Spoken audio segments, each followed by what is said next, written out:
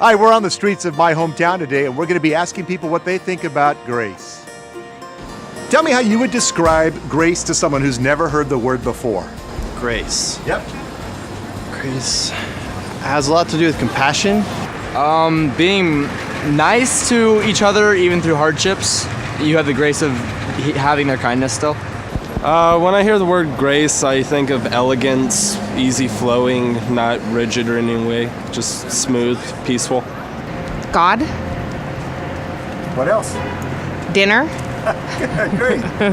the forgiveness of sin without earning it. There's a lot of grace within flow of all different types of cultures with like anything from skateboarding, there's like flow and there's grace to it, such as like snowboarding and also like all different types of music, I think.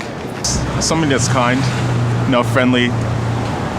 Loving, nice, generous. Grace. More like a dancer, how she moves with grace. You can definitely tell a dancer from a regular person. That's what I think of grace, mostly because I've danced my entire life. Just caring about people.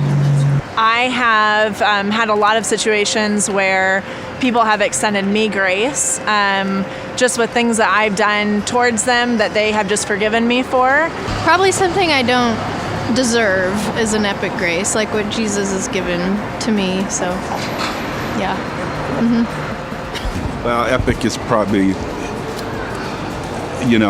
just the ultimate overstatement for big, huge, whatever, so it's got to be God's grace. That's all, The question that must be wrestled with is, do we really understand God's grace?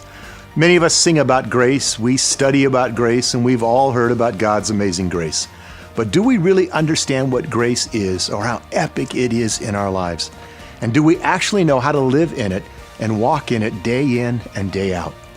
Grace is more than just a theological concept, and it's a lot more than something we say over dinner or the way we might move on the dance floor. Grace is something to experience on a regular basis in every part of our lives. It is my hope and prayer that as you read this book and discuss the questions in the discussion guide, that you will see better than you ever have before how God does in fact delight in making us trophies of His grace and how He wants us to live in His grace all the time and everywhere.